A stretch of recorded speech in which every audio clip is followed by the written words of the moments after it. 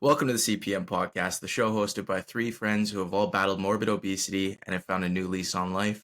I'm Jesse. I'm Jordan. And I'm Ty. And today we're joined by Nick. That's true. I am Nick. How much have you lost, Nick? As of this morning, 248 pounds. Yes. Oh my, Yes, sir. crushing it. Crushing Yes, it. sir. Thank you. Together we have lost over 700 pounds. That's almost Oh, a wow. metric ton. That is crazy. I'm curious, Nick. Like, I barely know you, bro. Like, introduce yourself. Tell us about you, man. Like, who's Nick, man? Like, I want to meet you. Jordy, you took the Oh. words out of my mouth. Heck, we're still discovering myself to this day. But my name's Nick. I'm from Orange County, California. And OC, what's up? heck yeah, man. OC in the building. I was just down at the observatory a couple of weeks ago. I love yeah. that venue. Oh yeah, next time you're out, man, hit me up. We'll do a workout or something. We'll be there in November. Definitely hit you up. Oh yeah, you guys, Dude, this yeah, is definitely fire. have to. I get 2 passes, the best membership Weird Flex at 24 Hour Fitness. So every time I go, I can bring 2 people as long as they have like an ID. But yeah, I'd love to have anybody along. But as far as the weight loss, my rock bottom was 636 pounds, or new high. I don't know what you want to call it, but or like world record for me. That's my record. But 636, and basically I've just been on an adventure for the most part for, I'd say, to be fair, going on 6 years or so, where I've been trying to lose the weight. I've definitely had setbacks. I've had straight up failures, and now I just feel unstoppable. And as of this morning, I'm at 387.8. And thank you. Appreciate that. And my number that I have really been thinking about has been 385, not because it's like the end goal or anything, but I haven't been under 385 since my freshman year of high school. So from 14 to now, I've never been under 385 ever. So this will be kind of historic waters for me that I'm really excited to kind of get past that threshold. And also very important to me as well, making sure other people are a part of the journey so they see what's possible. The reason I really got into this was because I told myself, if people can see, wow, you can come back from 636 pounds, not being able to walk down the block, not being able to walk to the block, not being able to walk around a grocery store, to losing all that weight, getting their life back, doing physical feats they never have before in their life, then of course I can lose, the 50 pounds I need to lose, or the 70 pounds I need to lose. Of course I can get this done. So it's been really fun. That's incredible, man. Go Thank for you. it, Ty. Alpha, Appreciate thank it. you, Jordan. You're so kind. Nick, first off, nice to meet you. Pleasure to meet you as well. What was your rock bottom? Like, what was like the thing that got you going? What was your final straw? Or was it like a buildup of things? Well, I mean, it's always a buildup of things per se, because, I mean, you deal with it your whole life. Problem after problem after problem. You deal with problems like a lot of people don't even know exist as problems for other people because they've just never been obese or morbidly obese. So it's wild, from things that don't matter to I can't ride rides at a theme park with my friends. Like, I'm getting embarrassed while I can't fit in the ride and have to walk off of it, to, major things like I can't get medical tests done that I really need to get done because of my size and such.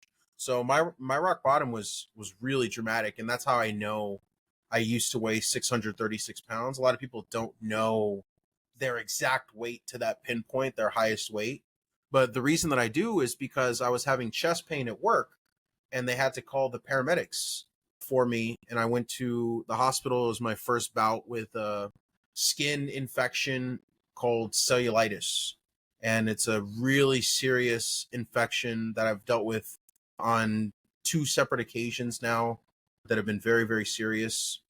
And the first occasion, when I was at the hospital, they had to use a special scale that was built into the bed. It was like new technology. They were bragging about it to me, to even weigh me in the first place. And that's how I found out I was 636 pounds.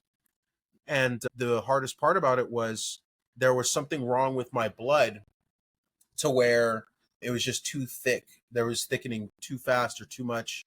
And in order to save my life, they had to keep thinning it out and thinning it out.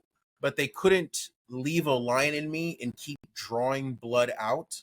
So they had to keep drawing blood from me physically every 4 hours for an entire week. So on day 6, I'm 24 draws or something into this. As you can imagine, how hard it is for people to find you once, having that difficulty 24 times over. It was like psychological torture. It was like getting waterboarded or something. And Because they were removing the blood from you said? They had to remove it because it was too thick? they kept giving me medications to Mhm. thin it out and things like that, but they had to keep drawing it out every 4 hours to test it, to see if it Oh. was at a level where I was good to go. Mhm. So imagine like the times where it's been hard for someone to draw blood from you, right? Bro, They've that's had to literally poke you every time. Exactly. They've had to poke you multiple times. They'd have to get the Yeah. best person. Sometimes they have to fish. And do you have good veins? Because if you don't have good veins showing, like, because some people don't have, they have to really search. It's hard. It's bad. Yeah, So man. Yeah, I'm the same, and like even now, having lost as much as I have, I just Mhm. got blood done a few weeks ago, and it was the same. oh my gosh, I'm not looking forward to it if it doesn't improve. But the fact is now I could definitely do it, because anytime I have to do it now, it's just one time. Like, well, whatever, that's fine. So then what happened was I'm 6 days into this thing. They have to wake me up because it's not like on my sleep schedule. It's every 4 hours. So they had to wake me up at like 4 a.m. and they're like, all right, time for your blood draw. And I just cried. I lost it. I was in tears. I said, I don't care if it means I'm not living. Please do not draw my blood. I'm begging you. Whatever it takes. I don't care what happens to me. Don't poke me. I can't. You can't. Like, it was bad. That's So, rough, man. It was terrible. It was like psychological warfare. All that cope in my mind, all those years to live that way and make those bad decisions, and it's okay because of this, and well, you don't even care about living because of this, and I'm just gonna enjoy what I think I want to do with my life because of this or whatever. All of that was like, bro, you're actually so dumb. It was all collapsing down in a moment of you can't leave the hospital. You're tied to your bed for an entire week. Your life is not like this normally. And then at the end of the week, thankfully to the people at the hospital, to this day, I'm so grateful because no one asked them to do this that I know of. They didn't have to do this. But after they spent a week saving my life, they probably felt like, hey, it's worth it. But they literally had basically an intervention with me. They had 4 doctors, the head of a department, like 5 nurses, an assistant. They had a good 12 people around my bed. And, they basically said, look, it's very simple. We were able to save you because we're like cracked at our jobs or whatever. I doubt that was their exact words, but That That's how they felt, right? I mean, they were. That's yeah. how they presented it. Like, hey, we're really good at this, and we got kind of lucky, and we somehow saved you. But we need you to understand very clearly, if you come back to us again, if you do not stop right here, right now, whatever made you get to this situation and change course, you aren't coming back in a way where we're sending you home again. It's that simple. Do what you want with that, but we're making it a point to tell you as medical professionals that it's a miracle we saved your life, basically, and you're getting a second chance, and you should probably do something about that, because you honestly let it get so bad that even if you start now and do something about it, it might not even be good enough now. And the only reason we're telling you that is because we need you to see how bad it is. It was a wake-up call. It was like, how did I ever let it get to this? Like, Were this you is fully insane. committed at that point? Did that click your mind? Did that moment change everything for you, or did you still, like, how did your recovery develop now? My mindset has never changed from then. It's like something snapped in me, and That it's moment been is just changed your life. That moment is what that week, changed that it. sitting in that hospital bed, I decided we're not doing this anymore. We're not doing this anymore. Now, when I talk about like, oh, I've had setbacks and things like that, it's not been because I've been like, oh, we're doing this again. Oh yeah. It's like, forget life, anything like that. It's literally been because yeah, I did make bad choices. Of course I admit to that, or I'm never going to deny it. Like I would lost a lot of weight, but then I got into an unfortunate car accident, a couple years ago, and my ankle was badly injured, and I ended up having to get surgery, and it was during COVID when I couldn't get a doctor's appointment, basically, and it basically ruined my life for a couple years because I couldn't even walk. I could barely walk or move. Like it was killing me.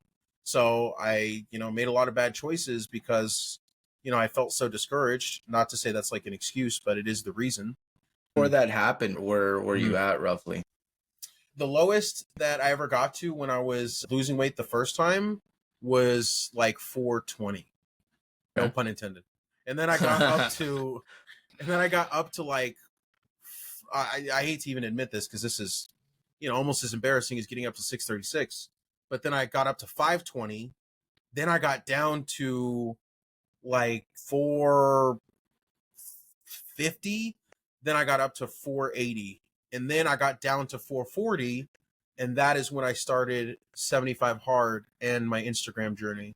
And now, ever since then, now I'm officially down to, like I had mentioned, 387.8%.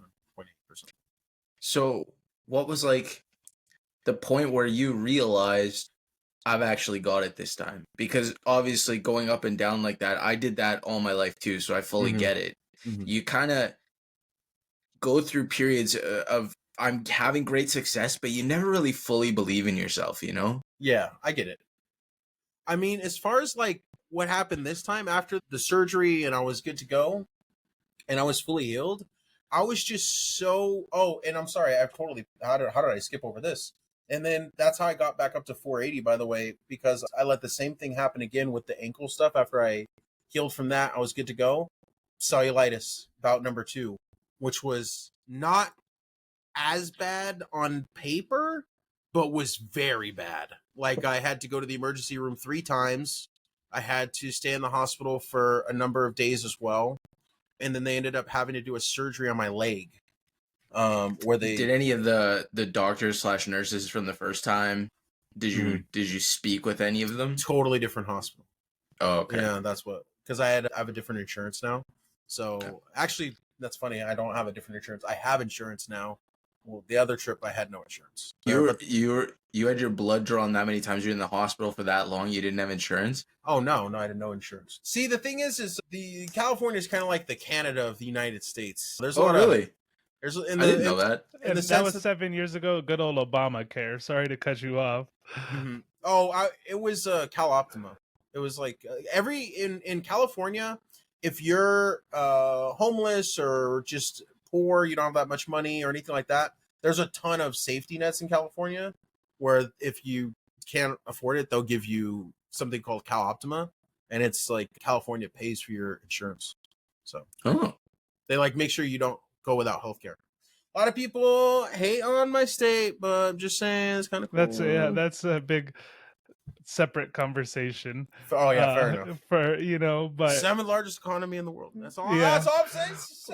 So eventually. Well, I want to go back the other way into your life, but I guess it's hard. I don't want to go back because I want to know, like, what were your habits before? Like, what got you there? Like, right? Because when did you start getting big and start really realizing your eating habits, and how out of control did they get? Like, what did it look like when you were at 630 pounds? Oh yeah, that was bad. You know what? You want to know? I'll tell you how bad it was.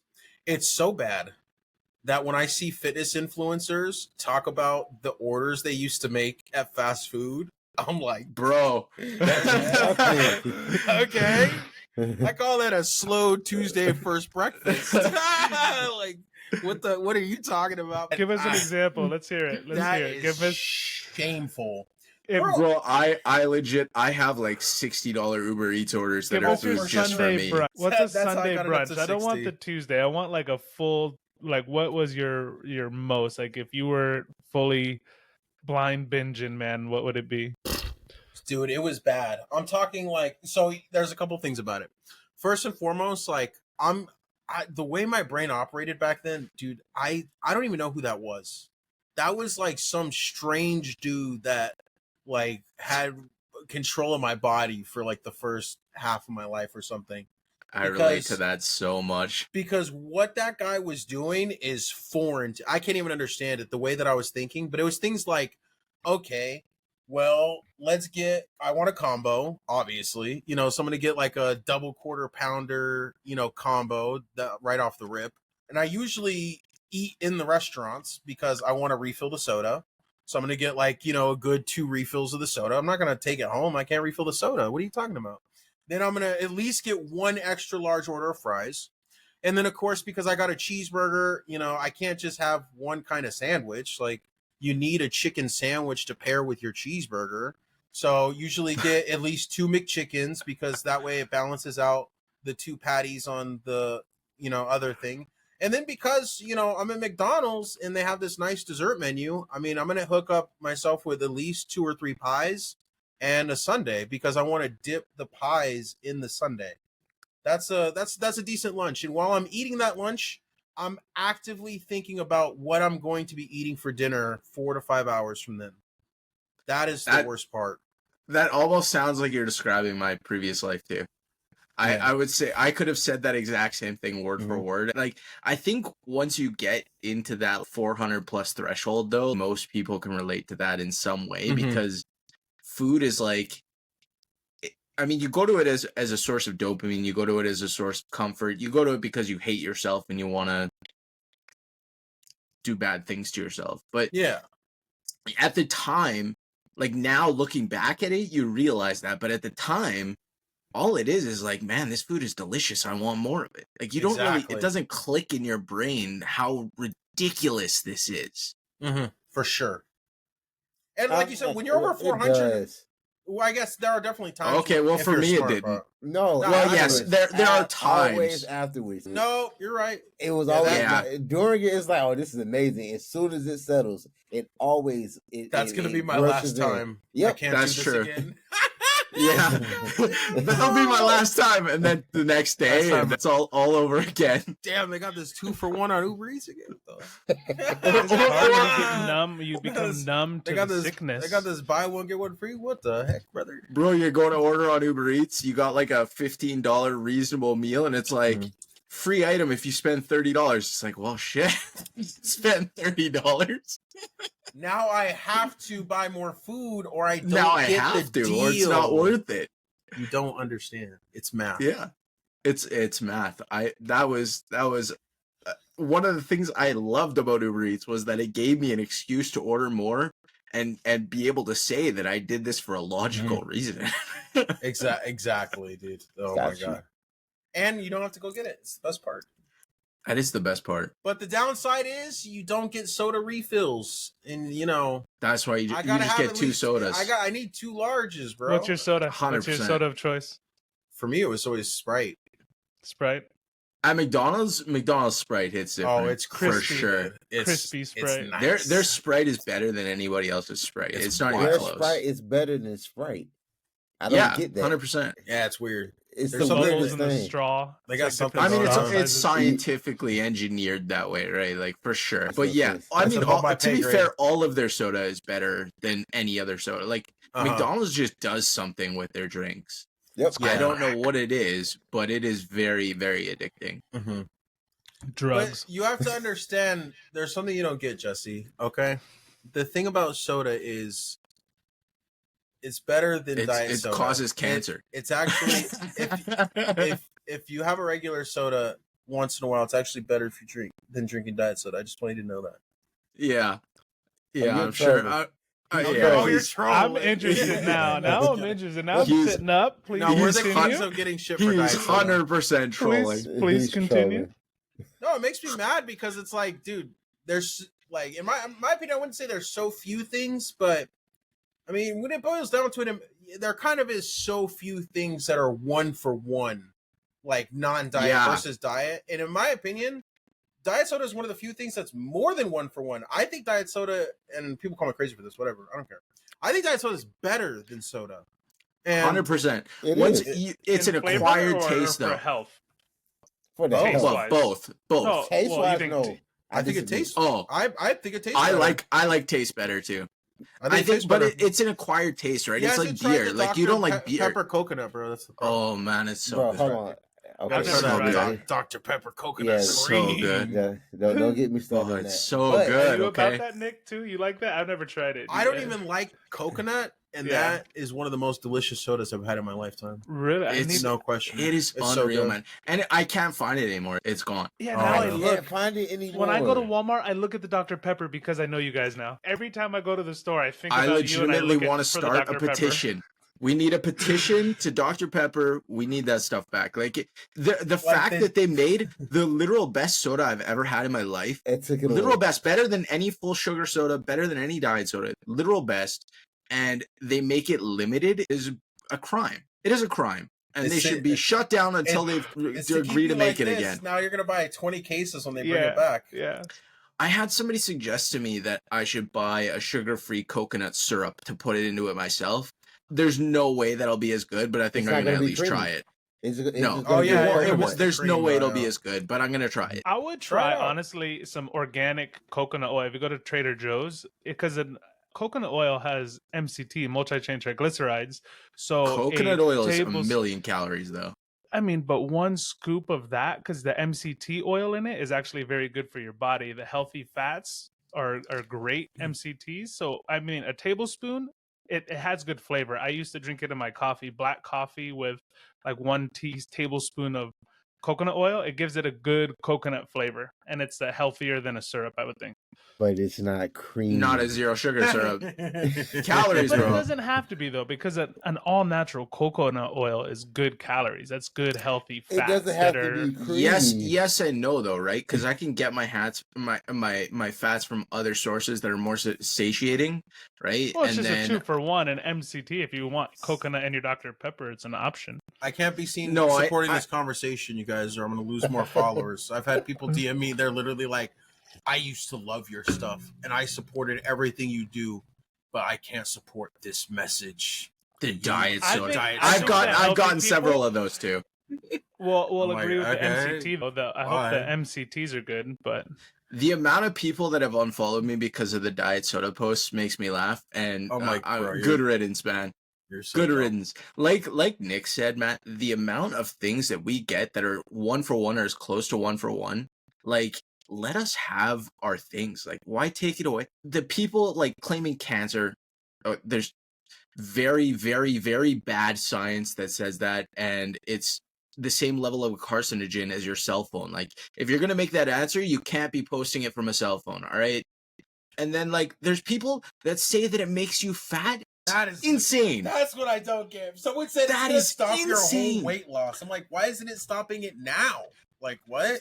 That's my answer every time. Like, bro, I've lost 220 pounds. I drink diet soda every single day. In fact, I drink more than most humans should. I know that I do, but I don't care. It's 0 calories. Leave me alone. Let me have it. Yeah, no, a ton of people do. Like, I love the Plant Slant, Liam. I don't know if you guys know about him. Oh, I love Liam. Yeah, he's just this guy who's like super ripped and fit, who's always like fighting for large people like myself. So I actually almost wore my I have the his merch. I saw all food is guilt free because guilt isn't an ingredient. Liam's awesome. All of his content is great. It's like, look at someone like that, bro. Drinks a ton of diet soda. If it makes you fat, why isn't that guy fat? Every big creator that's like actually has either their RD or a doctorate or like Dr. Ids or any of those people, they all agree unanimously that diet soda is perfectly fine to consume in moderation. Bro, what you don't understand is I've been told from an uncertified PT very recently in my comments is that doctors don't actually know that much about nutrition, and people like him, again, an uncertified PT, that is who doctors go to for nutritional advice. I have it on good authority, so you shouldn't listen to your doctor. To be fair, doctors aren't educated very well in nutrition, but if they have questions, they go to an RD because that's what an RD is for. Exactly. Thank you.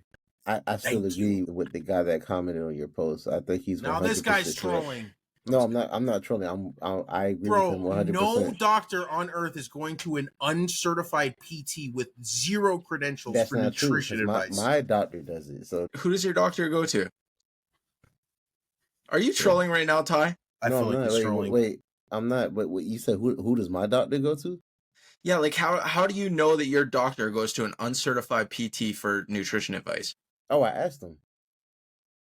And he said, I go to an uncertified PT for, you know what a PT is, right? Correct. Just a physical trainer. Correct. But who's not certified. Correct. And has no credentials whatsoever in nutrition. Correct. Why would he go to that person instead of somebody that's... I think your doctor might not be a real doctor, bro. You might want to switch doctors, my friend. Okay. I'm just saying, look, my doctor acts like he's Dr. House, bro. Like, I hand him test results. I'm not even kidding you. I'm not trolling right now. 100% full send. I hand him medical results from like hospitals or something. Like when I had my cellulitis stay, I gave him the document, and he literally looked at it. He said, "Dude, what idiots were treating you?" He literally said that in the room with me. Like, he doesn't even trust other doctors. Like, he's definitely not going to that guy. But the point is like, you know, in my experience, maybe I'm not saying it's like totally unheard of, but I mean, I have met a number of doctors. I've met a number of nutritional experts in my day, being obese. I've been referred to many of them, and they have mentioned to me, I've had doctors mention to me that through medical school, they don't get as much nutrition training as they probably should. But yeah. I've also had doctors tell me, but that's okay because that's what residency is for. You learn all of that when you're in practice, because you're around every specialty and you're learning with actual patients who need nutrition advice. And any doctor worth their salt is always going to be consistently learning, right? Like that's just part of the job. And like for a doctor to go to, even taking out the uncertified part, for a doctor to go to a personal trainer for nutrition advice, I would say is completely unethical. And they should probably lose their license to practice medicine. Hold on, this is my doctor that we're talking about. This is crazy. Like he's my actual doctor. Yeah, what I'm saying is that's you don't think that's ludicrous. Weird? That you don't think that you'd rather go to a doctor that's going to listen to somebody that has credentials in that, or that went to school for a long time for that? I don't mind taking advice from an uncertified PT. I think it's perfectly fine as long as my doctor is doing it. I think it's great, actually. I mean, if you're taking advice, I still feel like you're trolling. I'm can't tell. Trolling. Oh, okay. Thank God. Oh, okay. That was a very long troll time. Yeah, you got me. Hook, line, sinker. No, he wins. No, that was. I was like, what? Bro, I was concerned for you, man. I was concerned. I was like, what the? You know what? He was probably the account. No. He was probably the one. He's like, I'm going to set this up now. He'll for sure mention it on the pod, and then I could go into this very long, intricate troll. No, I would have been having a very long discussion with Ben. Oh man, come on! Why you always gotta break culture in this? Because you wouldn't put up with that shit. Dangles him over your head like literally. Ben's here. Yeah, I'm going to say, hey man, the coach is there to hold you accountable. All right, you guys he ain't here. He ain't here. Let him breathe, Jesse. That includes listening to horrible medical advice. All right. Everybody, if you listen to this, get you an uncertified PT. Get all your everyone listening. It's the one thing you do, bro. Get certified. That's your free, not free promotion of the day. Yeah, exactly. That's so. This is not medical advice. This is literally certified PT advice. Uncertified PT. Actually, take the advice. Take it. 100%. That's so funny. Honestly, people like that are an epidemic on the internet. I'm not even trolling, because like there's so many people who act like they watched a couple like carnivore videos, for example, and it was really convincing. And now I know everything about nutrition. And they assume everything they heard is complete fact. Exactly, yep. And everything that you say against it is complete false. It's like the It's because they have a wooden cutting board. That's true. I don't have one. That's why I can't be part of it. Yeah. I'm convinced that carnivore is funded by big wooden cutting board. All right, that is the whole thing. No, carnivore didn't even exist. And big pharma. It's big board. It's working. Big board came in, and they're like, you know what? We're gonna pay some creators to talk about carnivore. Everybody is gonna be buying giant wooden cutting board. Yeah, but I literally had somebody DM me and say, yeah, you really need to cut out eating all those fruits and vegetables. And I'm just like, okay, if your diet says you shouldn't eat some of the most nutritionally dense, like some of the healthiest items on the entire planet, whole like, natural foods, who'd have thought, whole natural right? foods, like you need to stop doing that diet. Like, I'm sorry. Even Carnivore Ray, they will, will say like, eat some kiwi. Like, it's fine. Like, I'm not going to do it. I'm going to eat like this. But if you guys want to rotate some fruits and veggies into your carn, like, you can do that and not feel bad. You know that, right? Like, bro, freaking Paul Saladino himself is eating berries now. Like, they heard everything else besides the fact that the pre-long ketosis was bad. That's all. They didn't hear that. Yeah. What did you eat now, Nick? What is your eating habits? Like, what do you eat to get to the point you're at now? Well, it's kind of boring, which is why I don't make a lot of food videos. That's kind of like the same things over and over. Well, because people are always like, make more food videos, make more recipe videos. But I just don't get crazy like that. I literally am okay with potato or sweet potato pretty much always being my carb. Sometimes I mix it up with some rice or whatever, but that's mainly what I eat for the carb. And then for my veggies, I usually do either asparagus, Brussels sprouts, cauliflower, whatever I'm feeling. And then for the meat, I just normally do the leanest ground beef I can find, just because it's easy to cook and work with a lot of things. Sometimes I'll mix it up and do chicken and stuff, but it's really, it's like jump really in with a fun and Canadian fact. I love because Canadians. Nobody ever knows this. Yeah, because we have different have different gradings for our ground beef, right? You guys get 97.3. We only get extra lean. Like, the leanest ground beef I can get is extra lean. All extra lean means is that it has to be at least 90%. Oh. So it can be up to 10% fat. That's fine. I think 90-10 or 90-10. I do like a 93.7 organic ground beef. Oh, yeah, no. That's what I do. 93.7. 97.3 exists though. I like a little bit of fats. Fat is flavor for that. A little bit. Yeah, a little's fine, man. Give me that pure protein. Man, when you just ground up the pound or cook the pound of ground beef and add veggie, whatever, that's my go-to. I love that. Cooks to about 12 ounces. And Ty knows, he's like asking the calories. 3 eggs and a pound of ground beef is like 80 grams of protein. Insane. Yeah, that's usually what I do when I get home. I'll put some ground beef in a bowl. I'll make 4 eggs, mix it together. I'm vibing. That's way more than a pound of ground beef. No, 16, like 1 pound of ground beef. When you cook it down, it's 12 ounces of cooked meat. I'm not a pound of ground beef would be like 160 grams of protein. When you cook it down, 4 ounce. No, well, no, but you're talking about raw weight. Always raw weight. Oh no, I meant like cooked. I only deal with raw weight. Okay, but a pound of cooked ground beef would be even more, right? Wait, am I doing my conversion wrong? Yeah, I think you're. I don't think a pound of ground beef. How many grams are in a pound? 16 ounces. Oh, okay.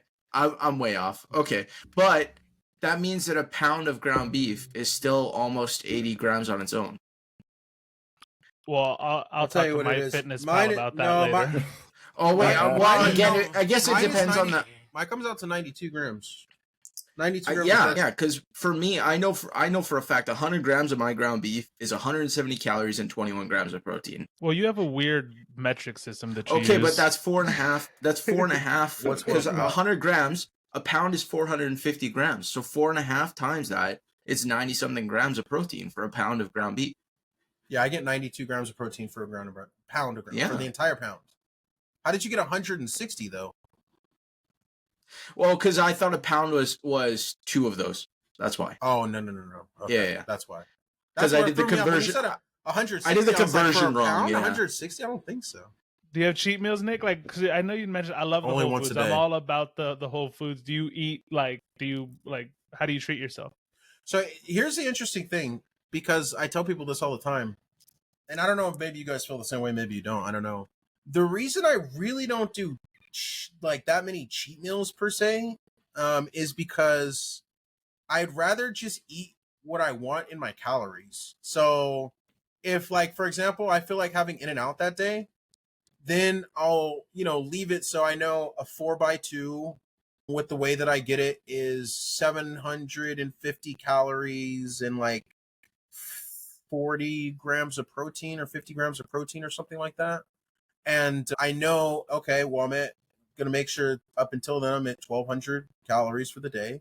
And now I can eat my 4x2 and there's nothing to feel guilty about. It's right within my calories. It's within my macros. I'm cool. I don't look at food. I have to ask, as somebody who doesn't go to In-N-Out a lot or been there once ever. It's incredible. 4x2 means 4 patties, 2 cheese. Is that what it means? Exactly what it means. Okay. You are correct. Right. Just No, regular? 750 calories? That's not bad, honestly, for 4 patties. That's with the bun. That's with the bun. Yeah. But no That's fries. really not bad. You get the whole experience. It is. I'm telling you. So plug it in. No fries. Interesting. Just the burger. No fries, no shake, no. In-N-Out fries aren't that great anyway. Yeah, if I am gonna eat the fries, I need it animal style. So you're done. It's just not worth it to me. That's so many calories, and even animal style with the fries is not that good, and not good enough to make me want the calories that come with it. So that's why I like your post about how the world was before I knew calories, or about like number or whatever. And it's like, I'm like, that's literally how I look at food now. It's just all numbers to me. Like, I don't look at it as good or bad. That's exactly what it is, right? And it's kind of, I'm the same way. First of all, like I don't really have cheat meals per se. I make things fit my macros. If I want it, I'll let myself have any foods I want. And even some days I'll just decide, okay, I'm going to go to maintenance. I very rarely eat over my maintenance. Yeah. So maybe 1 or 2 days a month, I'll eat up to my maintenance calories. And then every other day, if I want to go to McDonald's or whatever, and I don't eat at those kind of places often, but if I do, I just make it fit my macros and I don't feel bad about it. And you shouldn't, right? First off, my advice is don't eat fast food as much as possible, because the reality is the quality of the food isn't good, and it's just not better than, like, I'm sorry, but like all the stuff I make at home that's fresh and whole foods, I'm sorry, it's just way better in my opinion. Now that I've like converted my palates over. But if you are going to eat fast food, my advice is, like, if you're counting calories while you're doing it, try to take as much of the guesswork out of it as possible. Like I never get stuff like ketchup or mayo. Like, I'm only going to get pretty much mustard as a condiment because I know it's close to 0 calories. I just make switches like that where I know it's not going to depend on the person making it, because I want it to be as close to that as possible. Also, I leave like a 10 to 20% margin of error for my calories. So I factor that in when I'm doing calories. If I'm going somewhere for fast food, I'm almost always just getting chicken, because if I get chicken strips or chicken nuggets, there's almost 0 error with the calories, right? Like, it can't be somebody like did something wrong and made it way more high calorie. And chicken's always good. You can't go wrong with chicken strips somewhere. I wish that I felt that way, where it's like food that I make at home is better. I generally don't. Like, I would much rather be eating McDonald's, like, taste wise. But the way that it makes me feel, like, obviously I feel better when I eat at home. And to me, that's worth a lot more than taste. I'm surprised, man, because I make a way better burger than McDonald's. The thing is, when I make things myself, I'm very macro forward, right? So, like, I'm kind of like the example with the ground beef, right? Like, I'm using extra lean ground beef. I'm draining out every ounce of grease I can. Like, I'm still seasoning and doing what I can to make it taste good, but like, I keep the calories as low as I can with the protein as high as I can. So, like, I don't use regular bread. I use protein bread. I don't use ground beef with fat in it. I use as lean as I can, and I drain out every ounce of fat I can. So, like, that's fair. In that regard, it's pretty difficult to make things taste better than McDonald's. Also, McDonald's fries are just McDonald's, addictive. Though, I mean, just make a burger how you like it. Try to imitate the McDonald's burger. I mean, or is it just consciously you feel like you need to cook? You want to cook healthy, but then if you're going out, you just kind of, you're just like, since I'm out anyway, I'm not as conscious about it. Still addicted to fast food, bro. Yeah, see, Ty gets it. It's just one of those things where no matter how good I make food at home, I think I'll always have that kind of addiction to fast food, and it's. The important part is that I recognize it's there and that I'm in control of it, right? So, I mean, the fact of the matter is I eat fast food maybe once a week, if that. And even when I do, I'll intentionally do things that are high protein, right? Like, I posted that video the other, maybe a week ago or whatever that was, with a McDonald's order, where it's like the protein to calorie ratio is about as good as you're going to get outside of home. Bro, like I know last weekend I had Taco Bell, but it was protein heavy. Like they got the chicken cantina. It's like Whatever, 550 calories. And it's very filling. I agree, Jordan, with how you prepare your food, or at least how you show it online. I wish I can do that, but just honestly speaking, before I met my wife, I literally ate out. I don't cook, so I literally ate out every day. So my palate is used to fast food. Now when she cooks, I'm going to eat it, but it's like on the weekend, if she's just like, y'all don't feel like cooking, like Chick-fil-A and Taco makes Bell, sense, like yeah, for sure. it's like my go-to, and I know I can get my protein. It's low calorie. I'm not feeling bad about eating it because I make it fit my macros. I make it fit my calories, and which is not fair, absolutely, yeah. Yeah, I'm not just going there like, yo, let me get 2 chalupas. That's what you want. That's what you want to be doing, though. Yeah, low key, deep down inside, but it's not going to help me. And then I'm gonna feel like crap. I don't want that feeling like crap later. So I want to eat what I want to eat within my macros, and I'm good. So yeah, fair enough. One of my favorite quotes that I've heard along my journey was, at some point in your journey, you reach a point where your desire to succeed and your desire to see progress is going to outweigh any momentary satisfaction you get from food.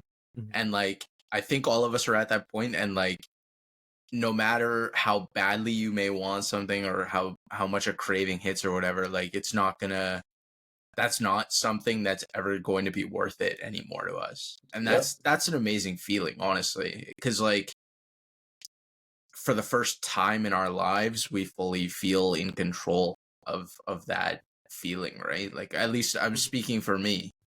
You speak for me too. For sure. And also one last thing is, and of course it's up to you guys, both you guys, obviously totally okay. And I don't want to assume how old you guys are, but I honestly used to feel the same way when I was younger. I look older. I mean, I'm older than I look. I'm 31. But I used to be super intimidated. I lived off of weird meals before I was cracked at sales and I made a lot of money where I could afford a bunch of bad food for myself.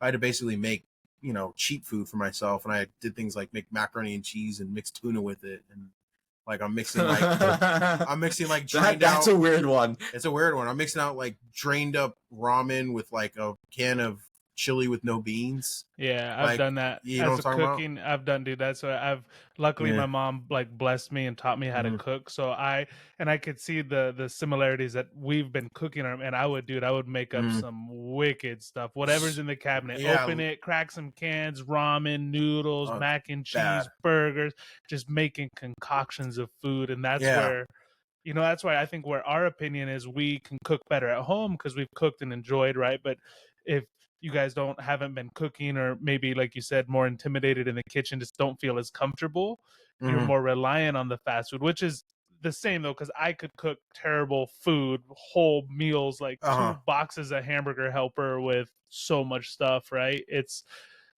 I think, the same outlet for sure. that we're looking for, just cooking at home or going out, right? And it's still hard to control, but the same, I agree, making wicked crazy food. I always want to make that very clear to everybody too, because like just because you're eating out doesn't mean you're making bad choices, and just because you're eating at home doesn't mean you're making good choices. In fact, some of my worst choices have been made at home, and that's why I like your video, and I've seen other people make it about how you should make the decision at the grocery store, because I used to do that all the time.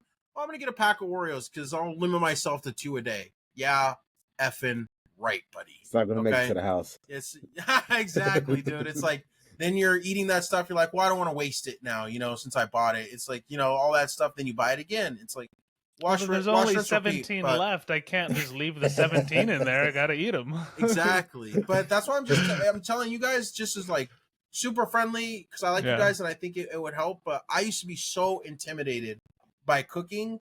And it's things like, I don't want to undercook the meat, or, I don't want it to be flavorless, or, I don't want to burn it and ruin it. And honestly, I did all those things. And that's how I learned how to be a really, coherent person in the kitchen. And the only reason I recommend it, and the reason it kind of changed my life a little bit, is because it's just such a good skill to have all the way around.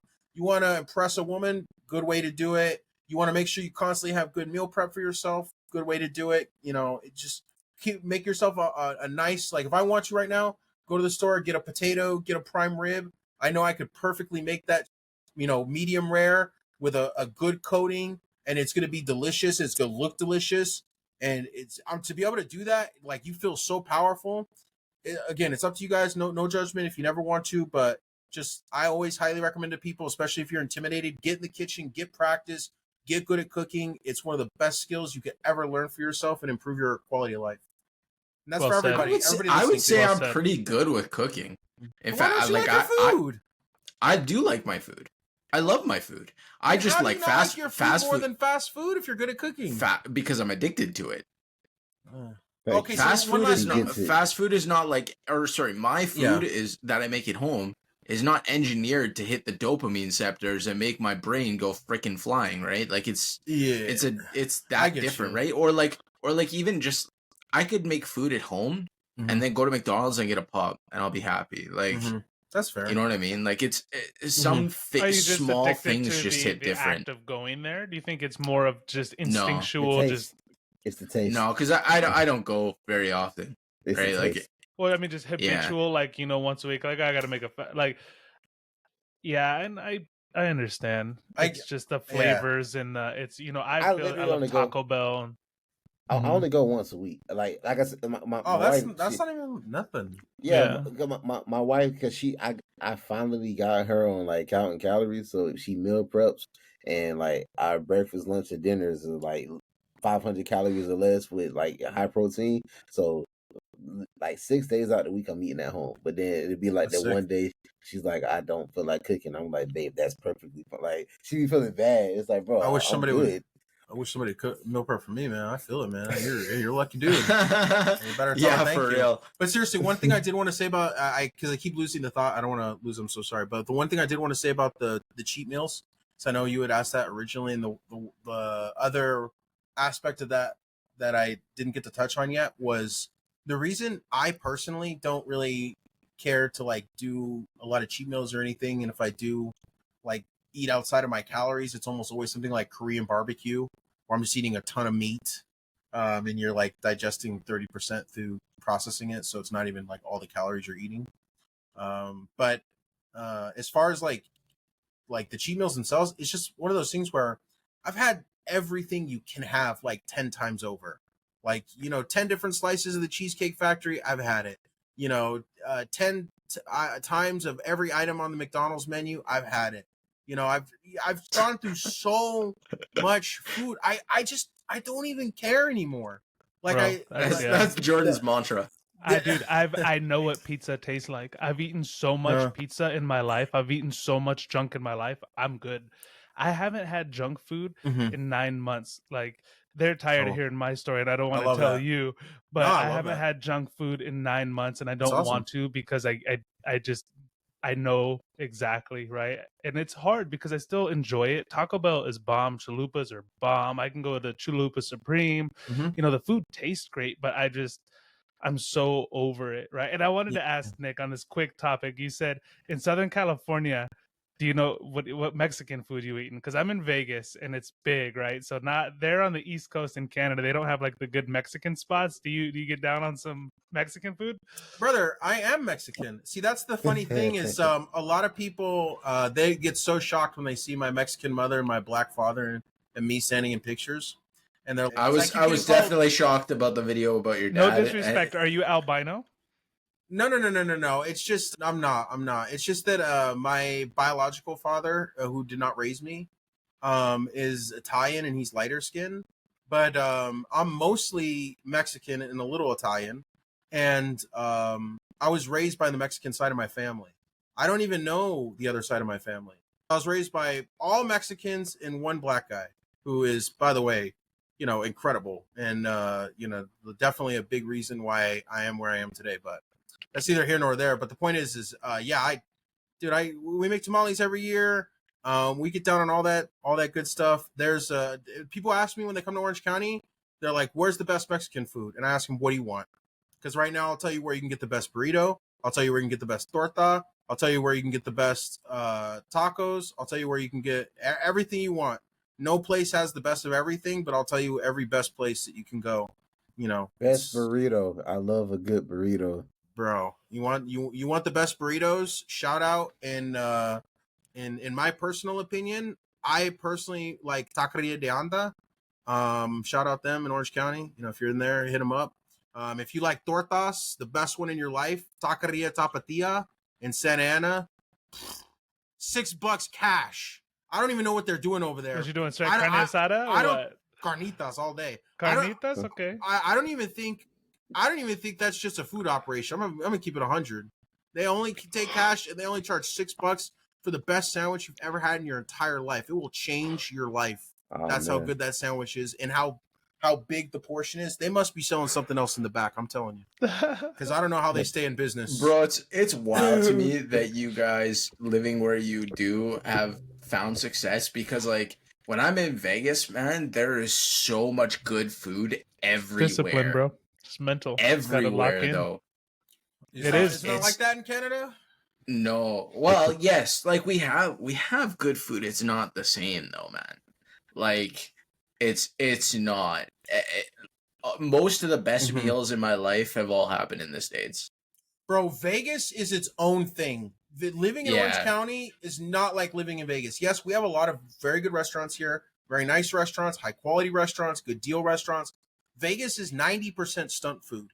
They put together some of the weirdest, wildest creations that are just like, they're obsessed with putting the most calories somebody can eat. Bro, there's literally like milkshakes with like 2 slices of cake on top of it. I've seen barbecue plates where they take a rack of ribs and wrap it up and stuff a bunch of barbecue and mac and cheese and barbecue sauce. And I'm like, dude, what? That's why I'm saying. Vegas has the buffets, dude. Imagine, like, I've had some days at buffets, bro. I used to love. I'm out every weekend. We'd go to a buffet, and just a local buffet, $20, but it had like 7 stations: Mongolian, American, even like the big buffets. There's not so many of them. They're closed now, though. Hey, post COVID, COVID messed them up. A lot There's of like the 5 good really ones good are ones open. left. Yeah. Are we allowed to say that word anymore? Or is it like COVID? Are you gonna bleep it? Bleep.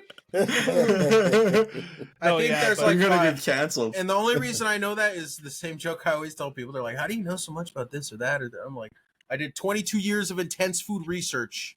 Let me tell you." I love brother. that. I do love that. I heard you say that. I love that. Yeah.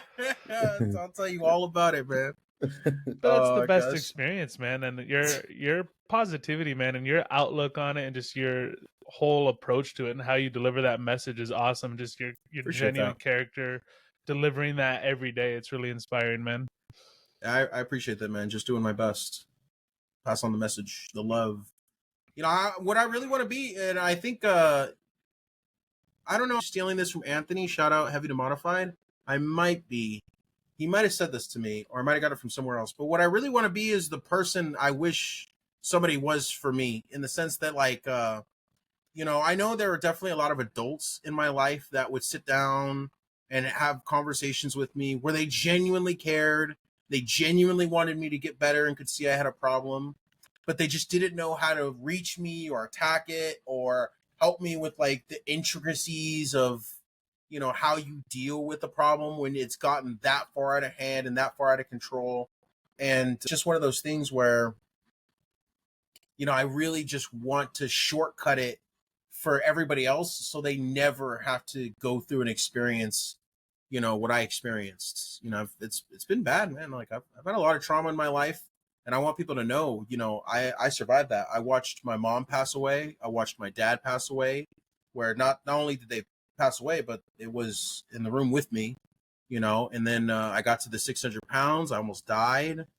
And I'm still here, man. And I'm still fighting. And I still think life is worth living. And I think people should give themselves the best chance to live a good life.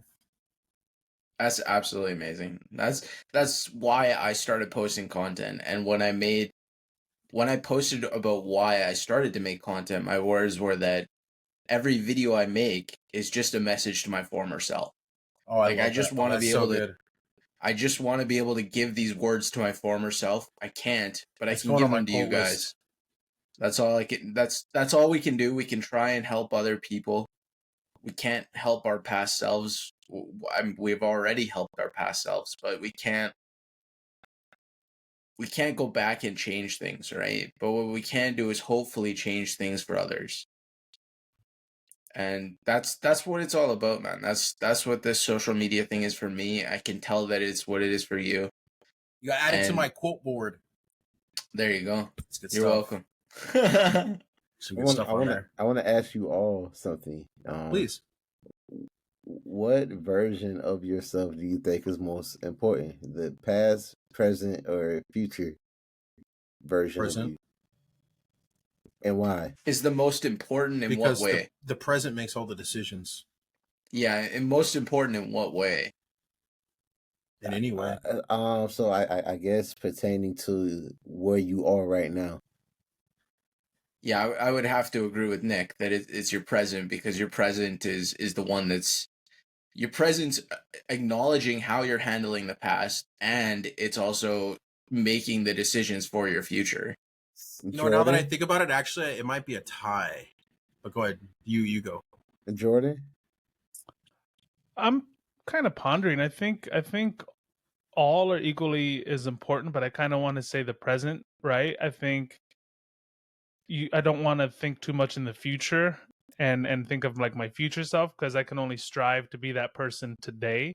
So I kind of want to say my present self, and just learning. Like I'm grateful now that I can look back on my not knowing what I was doing and learning from it. So I think now present, I guess. That's crazy. I posted that question on Instagram, and a lot of people were saying either present or future. When I posted it in mine, my answer I never made a video saying the answer, but I was saying the past, because if it wasn't for the past version of myself, I wouldn't be where I am right now. That's why I thought about it, and I said it was tied. Yeah, like the past version of me, January 1st, made the decision to embark on this weight loss journey, and the present me is reaping the benefits of what my past version did. Yeah, but when I feel like the answer okay, for sure is if not you want to future. start getting into this a little bit more deep, right? I agree. The problem with that answer, if we're getting into this more deep, is that past you also got you to where you were, to where you have to be where you are now. But hold on, right? see, you like to move the goalposts. I never said what part of the past. My January 1st version, past version, is the reason why I am here right now. If it wasn't for that, the dude making the decision the night of December 31st and making the action move January 1st, I wouldn't be here right now. But the original question was, that's your favorite part of yourself? Was that, yeah. is that like... The original question was, what is the most important? Thank you. Oh, the most important. Yeah, sorry. Okay. present, Most future, important. past. Let's not get off. What's Right? the important version of yourself? Or I don't know. But the thing is, the current you, because it was the current you who made that decision on October 31st or October. This is December. such a funny conversation. And current you could be deciding that. It's very current interesting. you could be deciding I'm gonna give up right now, right? Well, let me give my thoughts. Right, so for sure, it can't be the future you, because you might not even have a future you. You know, you might step out in front of a bus tomorrow, and there might not be a future you at all. So it definitely can't, in my opinion, definitely can't be future you. Whatever happens, future you is what present. But the reason I still say present's a little more than past is because, okay, the past, we can't deny it's very important. It's very important because it did make us who we are. But the reason present is more important is because no matter what your past is, your present is what you're in control of right this second. You're not in control of your past. You're not in control of your future, thus making your present your absolute most important thing that, is not only most important, but the thing you should focus on the most, because that is what is going to dictate where you are going to be, assuming, you'll be around to be there or whatever. But I don't know. It's definitely a complicated subject, philosophy for sure. Why is there anything instead of nothing? Exactly. If a tree falls in the forest, no. Yes, you were here for. If a 636-pound man I was gonna say if a fat dude fell in the forest, that was gonna be the words that came out of my mouth. Will he drop the cheeseburgers? Will he? No. He'll never drop the cheeseburger. No, bro, you would fall with your arm up, and you got that shit, man. Hell yeah. I'm 100%. like Fat Tony from The Longest Yard. Can of corn, and I'll be fine. Can of corn. Just on the ground, dude. That burger hit the ground. You assholes better not cut me. That movie's so funny. No. All right. I have an interesting question for you guys, if I'm allowed to do that. Is that allowed? Of course, man. Yeah, of course. My question for you guys is, how do you feel about how fat people are portrayed in media, like movies or TV? And who's your favorite overweight character of all time, and why? Okay, so that's hard to say because a lot of things portray overweight people in great ways, and obviously some in less great ways. It depends on. You're welcome to name some examples of each. It also depends on the level of humor you have within yourself. Like I'm okay with laughing at myself. Like I think Peter Griffin is an absolutely hilarious version of an overweight dude. I think that's funny. Yeah. Right? Like there's a lot of examples of hilarious options. By the way, a sidebar really quickly. I'm sorry, because you reminded me. I did training for my new job last week, and they did not laugh at my because he said you got to be able to laugh at yourself. The trainer set himself up though. He said, this was his closing point for something he said. He said, and that's really just to address the elephant in the room. And then he was going to ask a question. And he said, Nick. And I said, great job at addressing the elephant in the room. And everybody stopped for a second. Like, what did he just say? And I was like, all right, guys, I'm sorry. Last fat joke, I promise. And then everybody started erupting with laughter because, like, they didn't get it at first. Like, is it okay if I laugh? Like, it was just so funny. I'm sorry. Quick sidebar only because you reminded me. Go ahead. I was pretty much done. That's the day of Adrian. You can't even do a fat joke on yourself. You have to be like very cautious. Yeah, bro, I'm talking about me. Get him to the HR office. Tell that joke again one more time. I want to write it down. I want to write it down. I need to save that one for later. That's so funny. So this guy's got Peter Griffin. What about you guys? What are your favorite fatties in the media? I could say that it's like, it's okay. It's like friendly. We're allowed. We're allowed. I think the way fat people are portrayed, I think kind of like what Jesse says, it depends on what you're watching, but I feel like fat people always have, in comedies, because I like comedies, they always have like the comedic relief roles, it seems like. Yeah. So I think I resonate with that, and then I was like the big fat funny guy. Rest in peace, Chris Farley. my favorite big obese person would have to be Biggie Smalls, because he kind of introduced me to rap. Like I used to listen to him. Well, I still listen to him a lot, but definitely in high school, because I wasn't allowed to listen to rap up until high school, and Biggie was like the first dude I like ever listened to. So that's like my favorite big obese guy. Notorious B.I.G. Yes, sir. Hell yeah, dude.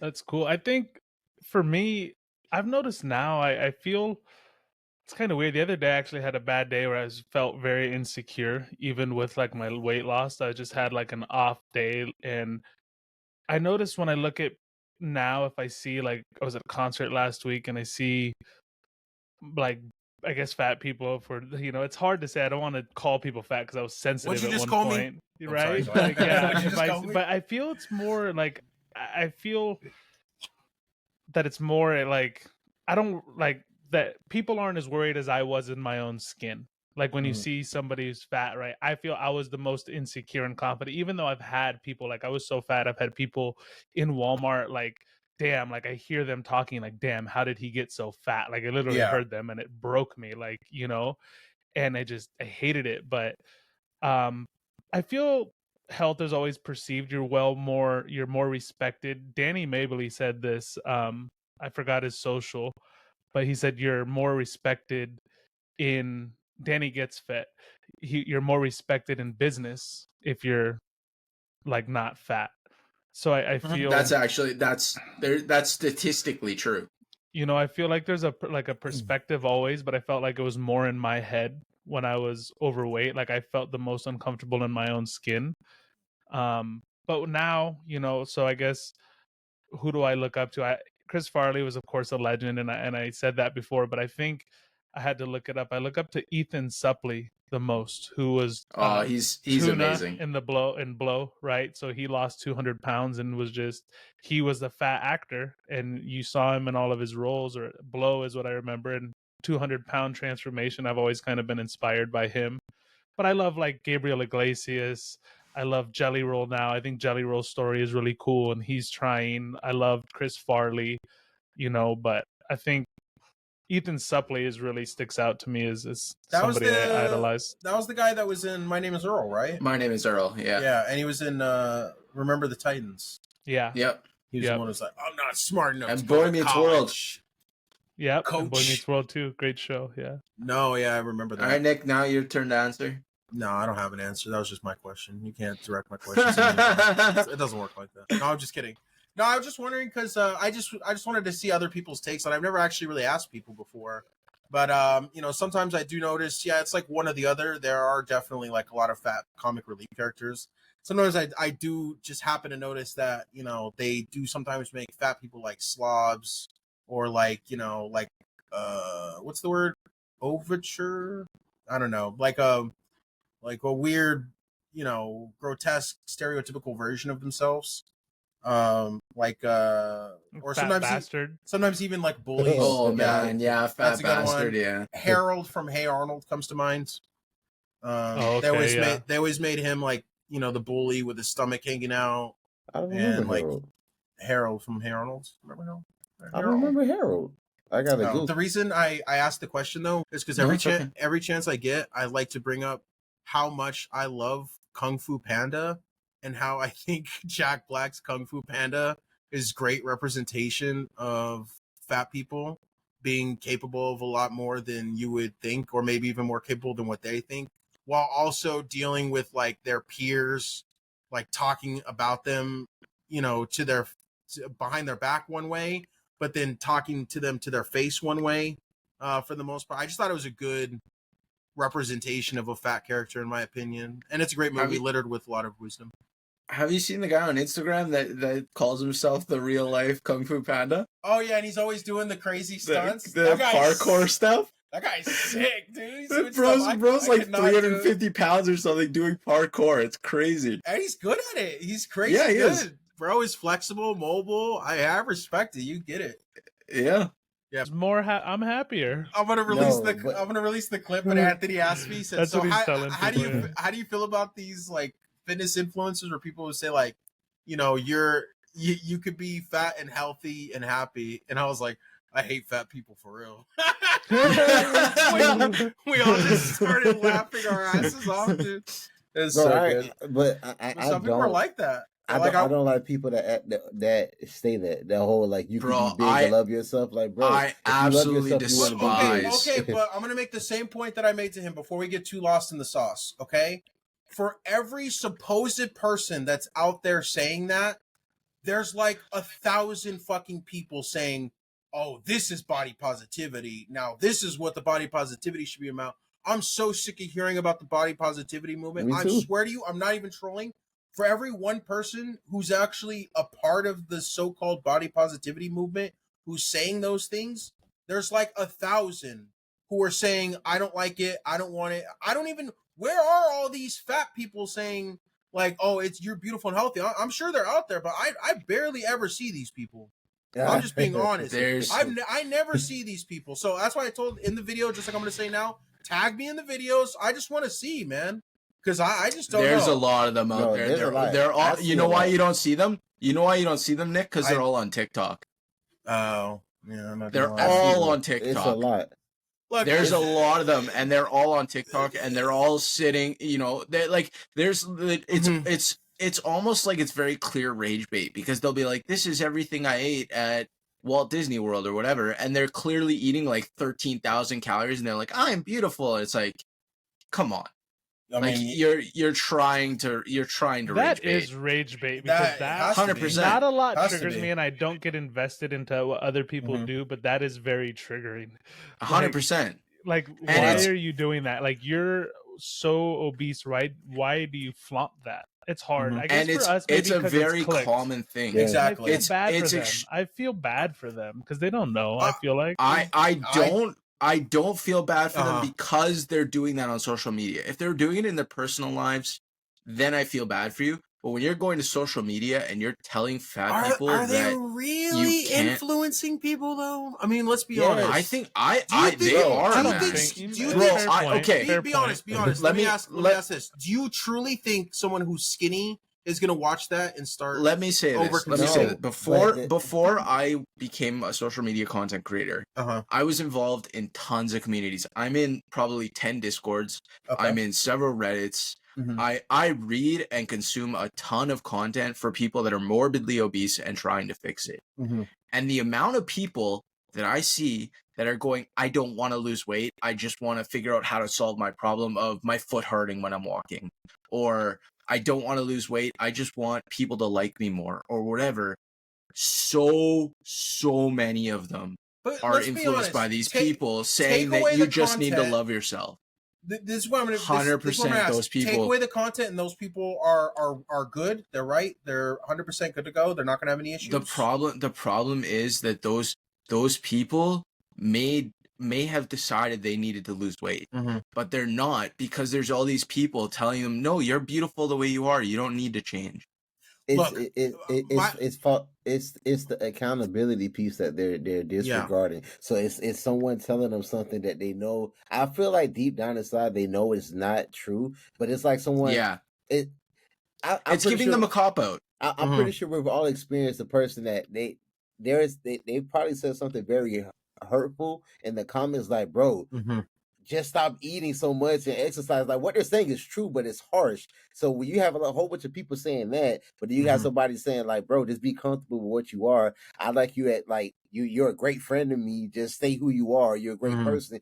You're gonna tend more to the nicer answer, even though it's harmful what they're saying. It's a better approach. So there's a lot of people. It's an easier approach. Yeah, easy. Big difference. Fair enough. It's easier. So it's like people they don't want to take the accountability, and it makes them feel good in that moment. It's not solving anything, but it sounds good. And that's fair. But the only reason that I have like any type of like pushback or whatever is only because like I just feel, and I'm willing to be wrong about this. I could be wrong about this totally. I just feel like what is more likely in my mind?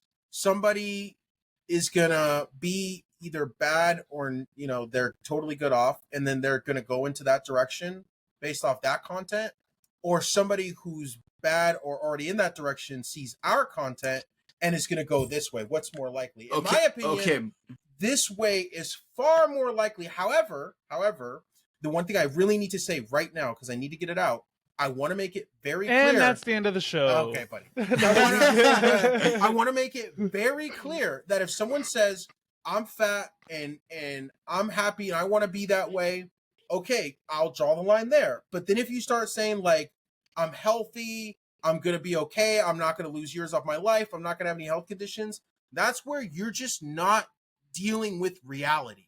And I can't be in a place where I'm not going to deal in reality with you. So if you're asking me to support that or say, yeah, that's okay, I'm never going to do that. I'm never going to lie to people. I don't think it's okay. But at the same time, I don't feel like I'm anybody to tell somebody, especially when I've struggled the way I have with my life. I don't think I'm anybody to say, well, you understand that you're fat and the harm to it, and you understand you need to go in the opposite direction, and you say you're going to, cut years off your life or be unhealthy, and then you say, I'm just going to do it anyways. Well, I'm not going to sit here and try flag on the play. I'm not going to sit here and try and convince people that don't want the help. That's just not, I don't have the time. I don't have the energy. You have to come to a place where you want the help, you need the help, and you're willing to get the help. But if you're going to sit there and lie to people, I'm going to tell you that you're lying to people.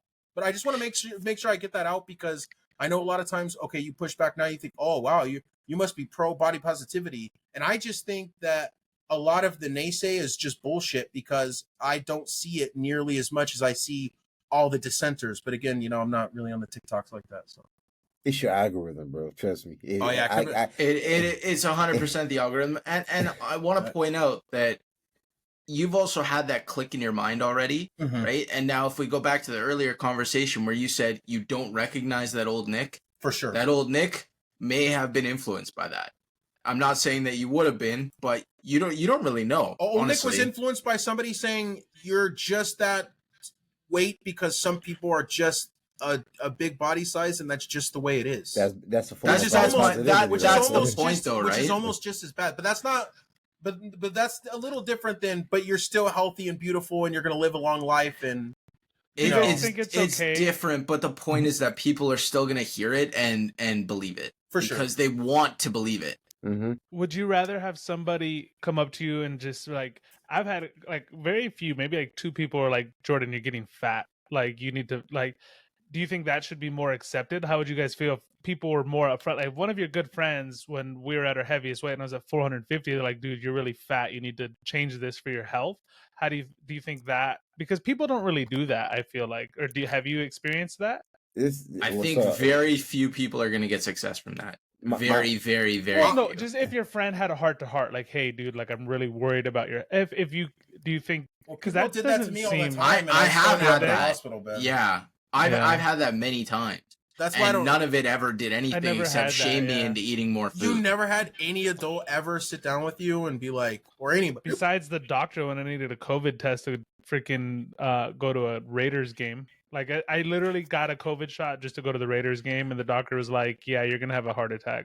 And they're like, "I'm worried about your doctor." Oh my god! Please tell me you're trolling. No, they didn't. Well, they didn't say that. It was just like blood pressure, right? Blood pressure's high. Okay. But I did go to the doctor, but like, yeah, if you don't get your blood pressure under, obesity is the silent killer. You're gonna hover. Mm-hmm. But nobody was ever really like. I never had somebody be like, hey, you know what, you really need to fix this, or just genuinely, like if I have a couple best friends that are like, dude, you got to start working out, or just had my back. Nobody has our back. Like we have to have our own. It has to be us.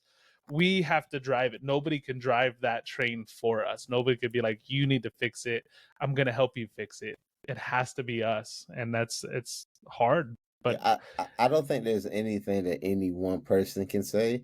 I think if anyone does say something, it depends on the relationship you have. Like you don't want to hear a random Joe Schmo just, hey, you're fat, or nor do you want to hear someone at your job say that if you don't really have a relationship with them. I'd rather a friend say it, but I would hope that you would know me good enough to know how to deliver that message versus just like perfect example, my dad, I love him dearly.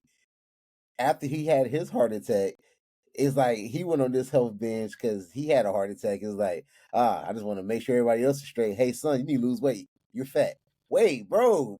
He was like, his thing was, I don't want you to have a heart attack like me. What he said was, it was true, but it was his delivery. It was so horrible. You feel me? Like it hurt my feelings. Mm-hmm. It came out of nowhere. Like I just want you to know your dad was way nicer than mine. My dad used to say, boy, you're getting as big as a goddamn house. That's not going to one of my first realizations when I first got on my journey is that I got so fat as kind of an FU to my dad, because growing up my dad was very anti-fat and very abusive, and getting obese in the first place was kind of a way of saying, screw you, I'll do what I want. Oh, I think your camera froze. And my phone just died. No, that's what it was, the phone. You have another another camera, don't you? Yeah. The thing about approaching people is that, like, I honestly don't know how to do it. Nobody could ever reach me, and I honestly don't know how to reach somebody that's not in like that place. The thing about it is, if we're talking about the body positivity movement, if somebody's delusional or they're not delusional, like at the end of the day, I have a really hard time believing any fat person on the planet does not know that they're fat. Like they're either they know they're fat 100% because they've been told, they see themselves versus other people. It's just, they know. So it's just really a matter of like, they've either decided they're going in one direction or the other. They're going to let it be or get fatter, or they're going to turn it around. Like there's this creator, and I'm definitely not going to name him or shame him, and I think he's a really cool guy. And I think his streams and his content is super entertaining and really cool for people and really beneficial. And he's a super nice dude. And he's kind of like I was. Like he was, he's got to be up there. And like I reached out to him privately, and he never messaged me back. And it was so awkward. I mean, because I don't know what to say to people, but like I want to help people like that. I see somebody like that and it's like, bro, I want to help you. That used to be me, and I'm still obviously morbidly obese by definition, but you changed in your mind. You're not that person anymore. Exactly. Like, you're a whole, and they can't, and it's still, it's mental, right? It's just all mental. I think about that too. I would love to, if I see somebody who's still obese, part of me just wants to like reach out a hand and be like, I want to help you, brother. I would never approach somebody like that because I don't know what they're going through, and I would probably feel, it'd be very awkward. Yeah. Right. But how do we beat the movement of the body positivity? How do we conquer the message that being healthy is the goal, and we don't, like, I mean, for me, how would you guys try to, what's a thought? I think what we're doing, like, I mean, Nick kind of spoke on it. We're not starting a community, but we're a community of people that got tired of our past lives, and we're displaying it for people to see. I think that's the best way. It's not about an approach; we're living it out. So it's more than just being inspired. It's like there's literally, I'm pretty sure we've all exposed shit. Oh, why do you hate us so much? But I'm pretty sure we've all experienced people saying they're inspired and they're working out, or they're doing better with their diet based off what we're doing. So I think living it out is the best way to do it. You know what I'm saying? Versus just I don't agree with the whole, like, and I'm not ashamed of you guys. I did just personally. How dare you? I know personally. I say it to my face. I say it to your face right now. Ty likes to hurt feelings. Ty likes to hurt my feelings. Ty. No, push back. I'm down. That's what the conversation's about. That's what makes it interesting. No, I think it's out of order to approach someone if you don't have a relationship with them. No, I agree. I would never do that. Yeah, that's fair. Like if because you don't know how they're gonna take it, especially at Jordan. He was joking, but it's kind of serious. Like, I literally did it to Jordan last week, writing someone in the message, and me and Jordan know each other, but writing someone in the message, he took my message wrong because of he didn't hear my tone, he didn't see my facial expression. I said something to him, and you're gonna read that message how you deem that person is saying it. So you could mean all goodwill, like, hey man, I saw this. I feel like this, and I react based on my mood, not even off of your intentions. I react based on how I feel, which is hard because somebody could be having a terrible day, and you reach your hand out, and they're like, right, and you don't know that. So that's why I think having a relationship is like the biggest thing. Like, once you have formed a relationship with someone, and you feel like, yo, I feel like I know you enough to I know you enough to know how to approach you, to be like, yo, let's go out to eat. Well, maybe not go out to eat, but let's go out. It's like, I know the going out to eat is horrible. When we go out, and it's like I can ease it because I know you now. I know when to bring this conversation up because I know you. Versus this, hey, I lost a lot of weight. You're obese. Hey, I think you should do this. Like, bro, you don't know what that person's dealing with. They're probably depressed right now. As we all know, they're probably fat. That sounded so harsh. They're probably bigger, and it's like they're eating as a coping mechanism because of the dopamine, bro. Like, food is very addictive. It's very addicting, rather. And a lot of people, like, we're strong-minded individuals. We made this. I hate saying that because that makes it seem like we're elite. We just made the decision. It's true though. I'm pretty elite. True. I'm just saying, I'm pretty elite. I mean, you're welcome to speak for yourself, but all right. I'm just kidding. Like, I get you. You have to make that mental decision to be like, yo, I want to break this cycle. If you don't have that in your own personal, like, mental capacity, you're never going to get there. That's the biggest part of this whole thing, is the mental aspect of it. So. Yeah, and honestly, I'm again, like I said before, I'm always willing to say, like, I'm wrong about something, or, for example, maybe that was totally the wrong thing to do. Like, I don't know the guy personally. I know him professionally. Like, he knows me as somebody that chats in his stream sometimes. So it's like, maybe it was absolutely, totally, completely inappropriate to do that, and I am willing to accept that. But just so everyone knows, like, where my mindset was, I watched this guy. I think he's a bright light in the world that a lot of people benefit from, and I knew if he was just gone like that and I had never said anything or reached out, I knew I would have regretted it. So, and also I I feel bad because it's like if me reaching out, especially now that he hasn't responded, it's been weeks. If me reaching out, made him feel even more hurt, or made him cope with more food, or made his hole dig deeper, and it was personally because of my words, even though I tried to be as tender as possible. I feel bad about that. I hope that didn't happen, but that's why I reached out, and I hope one day I would take solace in the back. fact that there's a good chance he just didn't see it. That's fair.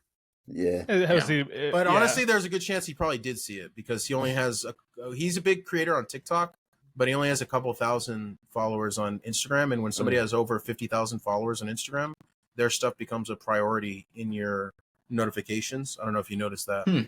So I didn't know that. No. Yeah. So there's actually. Guess I gotta get 50K. Oh, actually, also it said seen on the read receipts. I don't know. It came from a good place of your heart, right? Yeah. So at the end of the day, it came from a good place in your heart where you're just genuinely reaching out, trying to help. So I mean, hopefully you don't lose sleep at night, right? You don't lose sleep. You're just trying to lend a hand to help. And he can see your profile, so he knows that you understand how he feels, right? Yeah, and that I try to help a lot of people with it. Yeah. But that was the first and only time I've ever reached out specifically to somebody. But since you guys were talking about how do you reach people, what should you say, I thought I'd bring it up, because the truth is I don't know. Because a lot of people who were, I can't say any one thing worked besides almost losing my life, because people who knew me and loved me and cared about me talked to me. People who didn't know me and cared about me, like teachers or administrators, talked to me. People who didn't know me and didn't care about me made my life a living hell. So it's like one of those things. I could have been like, maybe if I just stopped this, I'd be good to go. But none of that worked. So I don't know what can trigger somebody that's in that hole. It's honestly like being on drugs, except your drug is far more accessible. And no matter what, and you can't quit it. You need to do some of it to live. So, Oh, also, I'm going to say this now with my chest.